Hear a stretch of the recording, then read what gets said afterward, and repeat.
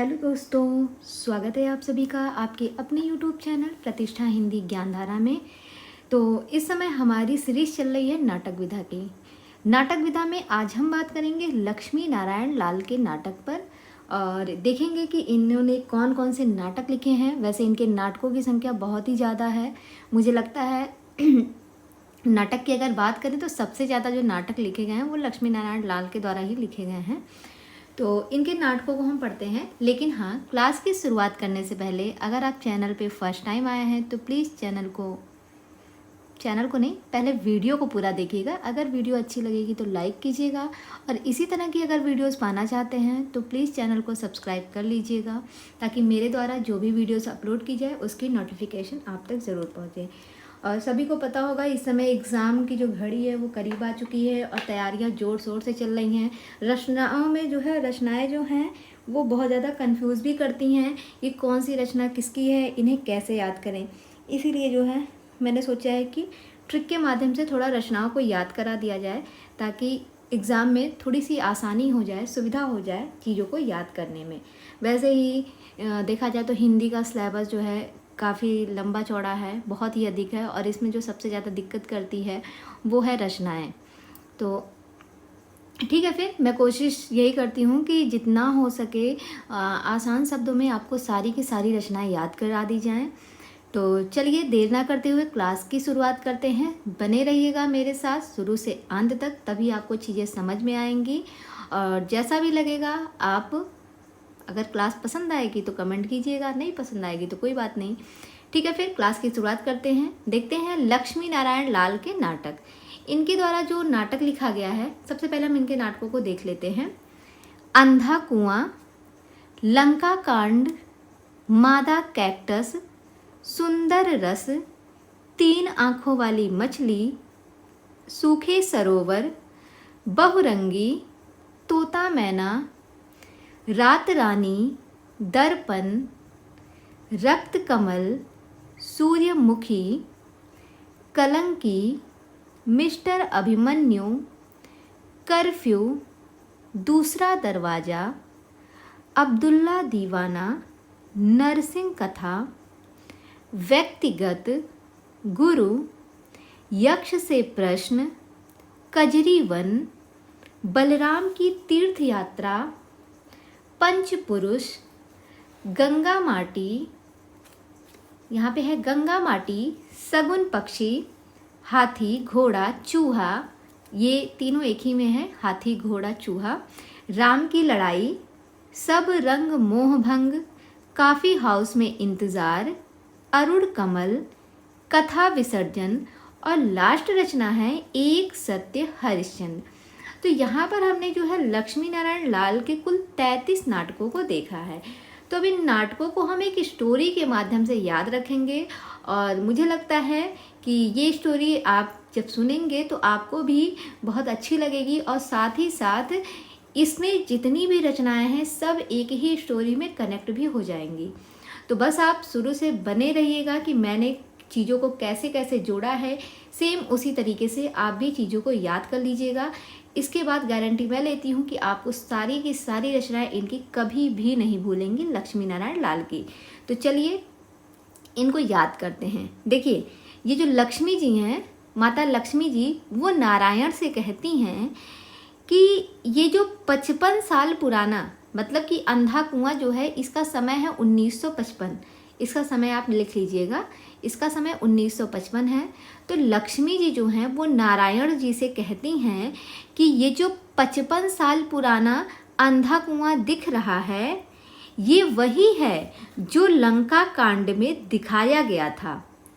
ये वही कुआं है जो लंका कांड में दिखाया गया था। ऐसा कौन कह रहा है? ऐसा लक्ष्मी जी नारायण जी से बता रही हैं।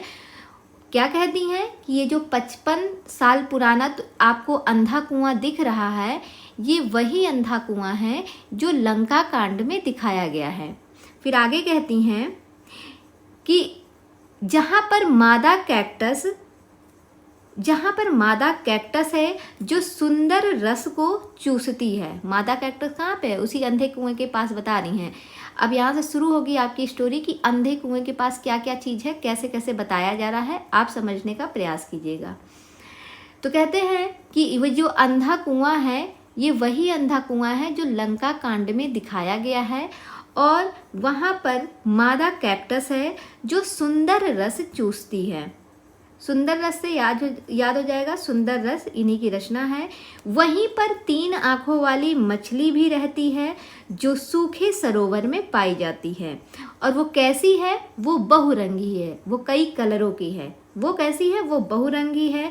वहीं पर तोता मैना भी हैं जो रात रानी का खेल खेल रहे हैं दर्पण में। कहाँ पर खेल खेल रहे हैं? तोता मैना वही अंधे कुएं के पास। कैसा खेल खेल रहे हैं? रात रानी का दर्पण में। फिर आगे कहते हैं वहीं पर रक्त कमल है जो सूर्यमुख यानी कि सूर्योदय के समय, कहते हैं कि उसी अंधे कुएं के पास रक्त कमल है जो सूर्यमुख यानी कि सूर्योदय के समय ही रक्त के समान खिलता है, और बाद में क्या हो जाता है? बाद में वो कलंकी हो जाता है। तभी मिस्टर अभिमन्यु बोलते हैं। तभी क्या होता है? इतनी बात लक्ष्मी जी नारायण जी से कहती हैं। तभी मिस्टर अभिमन्यु बोलते हैं कि वहाँ तो कर्फ्यू लगा है। क्या कहते हैं? कि वहाँ तो कर्फ्यू लगा है। जहाँ की आप बात कर रही हैं माता लक्ष्मी जी, वहाँ पर तो कर्फ्यू लगा है। तो नारायण जी कहते हैं कि अब दूसरा दरवाजा बताइए।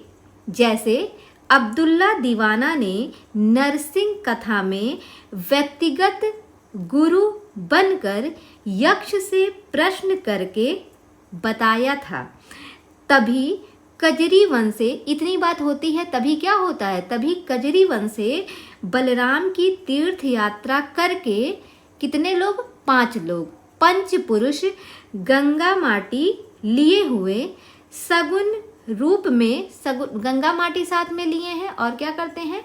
सगुन के रूप में सगुन पक्षी, हाथी, घोड़ा, चूहा लेकर आते हैं, और यह देखकर राम की लड़ाई हो जाती है, जिससे सब रंग मोह भंग हो जाता है। लोग चले जाते हैं और जाकर कॉफ़ी हाउस में इंतज़ार करते हैं। तभी अरुण कमल आकर कथा का विसर्जन करते हैं, और ये एक सत्य हरिश्चंद्र की कथा की तरह बताया गया है। और ये कैसी कथा है? ये एक सत्य हरिश्चंद्र जैसी कथा है। तो इस तरीके से इनके सारे नाटकों को हमने एक कहानी के माध्यम से याद कर लिया है। इसको मैं एक बार दोबारा, या फिर कह सकते हैं इसको एक बार मैं पुनः फिर से पढ़ती हूँ ताकि आपको चीज़ें अच्छे से याद हो जाए। ध्यान से सुनिएगा, देखिएगा। लक्ष्मी जी नारायण जी से कहती हैं कि वो देखिए जो 55 साल पुराना अंधा कुआं आपको दिख रहा है, ये वही कुआं है जो लंका कांड में दिखाया गया था। यहाँ पर मादा कैक्टस है जो सुंदर रस को चूसती है। वहीं पर 3 आँखों वाली मछली है जो सूखे सरोवर में पाई जाती है, और वो कैसी है? वो बहुरंगी है। वहीं पर तोता मैना रात रानी का खेल खेलते हैं दर्पण में। वहीं पर एक रक्त कमल है जो सूर्यमुख यानी कि सूर्योदय के समय कैसा खिलता है? सूर्योदय के समय जो है वो रक्त के समान खिलता है, और बाद में क्या हो जाता है? यानी कि जब सूर्यास्त होता है तब वो क्या हो जाता है? वो कलंकी हो जाता है। ऐसा समझिएगा। इतनी बात वो बताती हैं। तभी मिस्टर अभिमन्यु बोलते हैं कि माता लक्ष्मी जी वहाँ तो कर्फ्यू लगा है। फिर नारायण जी कहते हैं कि तब दूसरा दरवाजा बताइए। जैसे अब्दुल्ला दीवाना ने नरसिंह कथा में व्यक्तिगत गुरु बनकर यक्ष से प्रश्न करके बताया था, तभी जो है कजरी वन से बलराम की तीर्थ यात्रा करके 5 पुरुष जो है वो गंगा माटी के साथ सगुन रूप में क्या लेके आते हैं? सगुन के रूप में सगुन पक्षी, हाथी, घोड़ा, चूहा लेकर आते हैं। यह देखकर क्या हो जाता है? यह देखकर, अभी आपको नहीं दिख रहा होगा, हाँ, यह देखकर क्या हो जाता है? राम की लड़ाई हो जाती है, और जिससे सब रंग मोह भंग हो जाता है। लोग चले जाते हैं और जाकर क्या करते हैं? कॉफ़ी हाउस में इंतज़ार करते हैं, तभी अरुण कमल लेकर आते हैं और कथा का विसर्जन करते हैं और बाद में कहते हैं कि यह एक सत्य हरिश्चंद्र की कथा पर आधारित है।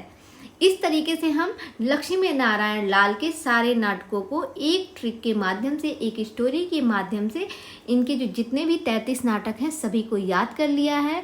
और उम्मीद करते हैं कि आपको ये वीडियो पसंद आई होगी और इनकी सारी की सारी रचनाएं आपको याद हो गई होंगी। अगर नहीं याद हुई है तो इसको आप 1-2 बार और वीडियो चला के देख लीजिएगा और स्टोरी को अच्छे से समझ लीजिएगा। इसके बाद जो है या इनकी जितनी भी 33 नाटक है, अगर इसमें से कोई भी प्रश्न आता है तो आप परीक्षा में आसानी से सॉल्व कर लेंगे, बता देंगे कि ये लक्ष्मी नारायण लाल के द्वारा लिखा गया नाटक है। तो आज की क्लास हम यहीं तक रखते हैं। कल हम मिलते हैं एक नए लेखक की नई रचना के साथ। तब तक के लिए बाय बाय, टेक केयर।